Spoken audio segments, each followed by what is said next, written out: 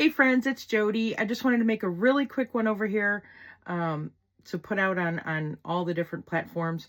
November is Epilepsy Awareness Month, and as most of you know, I had my first seizure at age 49 in 2019.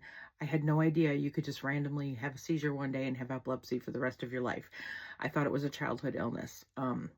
Anyway, my journey over the last 6 years has been something else. But the most important thing I wanted to make people aware of today is what to do if you ever see someone having a seizure, okay?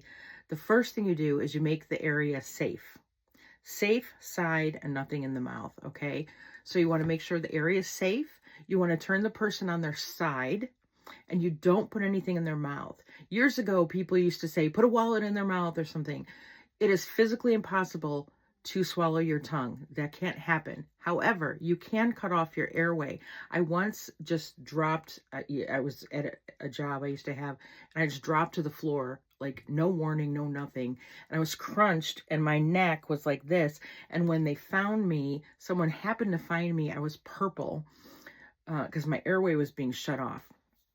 And I woke up in the ambulance, and that's how I found out what happened. It was very scary. It was really early on in my journey too with having the big grand malls. But so the most important thing is you don't want anything to block the airway, but you don't put anything in their mouth because you could make things worse. So you just want to turn the person on their side. So you want to make sure there's a safe area, nothing that they can get hurt on. They're going to, they might convulse. That's normal.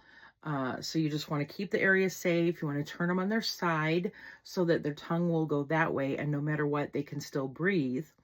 And if the seizure should stop in a minute or less, most of them only last like 30 seconds to a minute and a half for most people.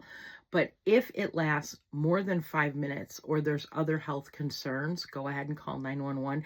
And you can always just call 911 if you're scared, you don't know what to do.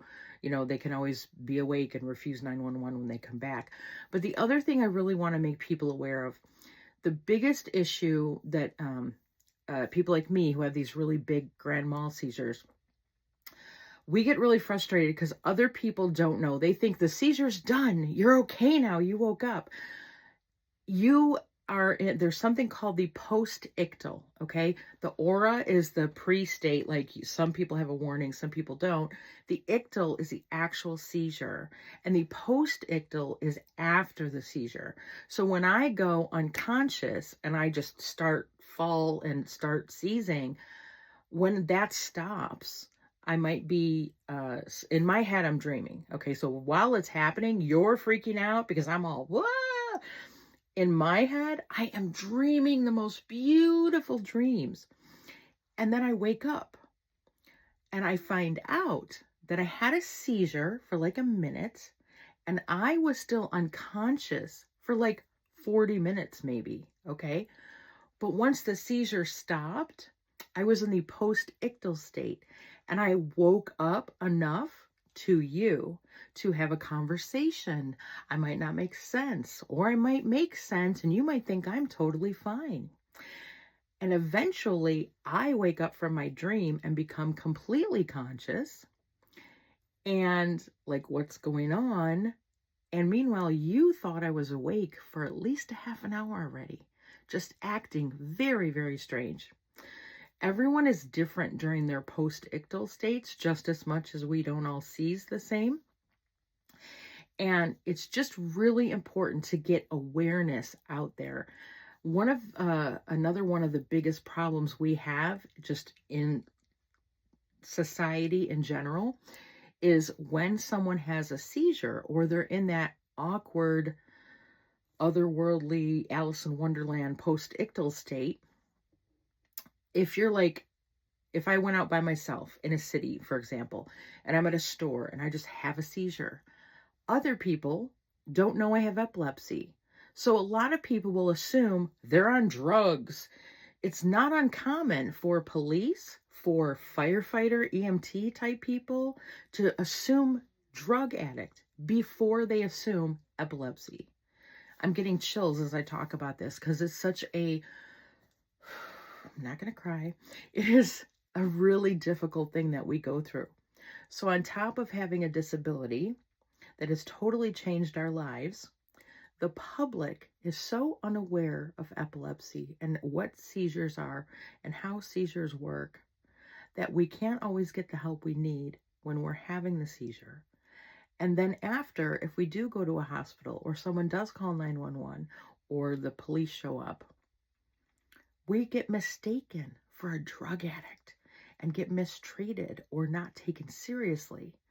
Luckily for me, I now have my life in a very small rural town, and I generally, if I have to go to the hospital, go to the same hospital. They know me at the ER. I'm a frequent flyer, and I come in and there's times I'll tell them I had a seizure. I just need you to do an x-ray, make sure I didn't break a bone or something, or just check my head, make sure I don't have a concussion, whatever, because half of my seizures I end up alone for. But it's just so important to get awareness. So important. 1 in 26 people will have a seizure in their life. 1 in 26. And I mean, how many of you are watching this right now?